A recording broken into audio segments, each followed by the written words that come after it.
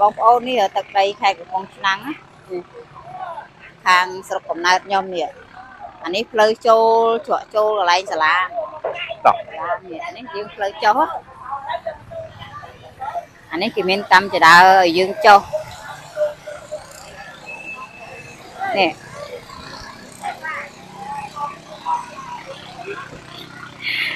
នេះបងប្អូននេះកម្មចដើចុះកន្លែងសាលា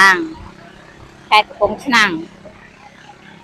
នេះបងប្អូននេះសាលាគេសាលាកូនហ្នឹងណា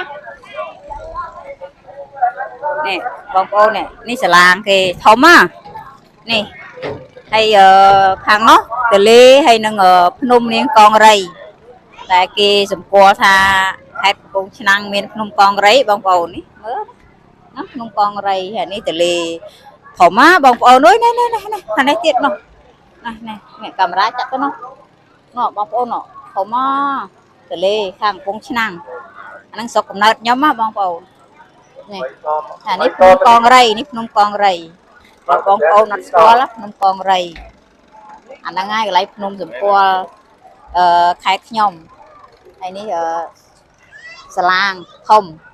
គេចាស់គាត់ថែតខិនទៅវត្តឆ្លងទឹកបងប្អូនអើយតែគាត់ញាក់ធ្វើបន់ធ្វើទានគាត់នៅទៅចឹងយ៉ាងណាគាត់នៅទៅដែរនេះតែខ្ញុំគេទៅតាមគាត់ដែរហ្នឹងចង់ស្គាល់ព្រោះអត់ដែរបានដើរទេនៅតែពេញហ្នឹងធ្វើការរហូតហ្នឹងឥឡូវចាំមើលទៅមុខទៀតចាំប្រាប់ទៀតសុំផ្អាកប៉ុណ្ណេះសិនចាំមើលខ្ញុំទៅដល់វត្តទៀតបងប្អូនអរគុណជំរាបលា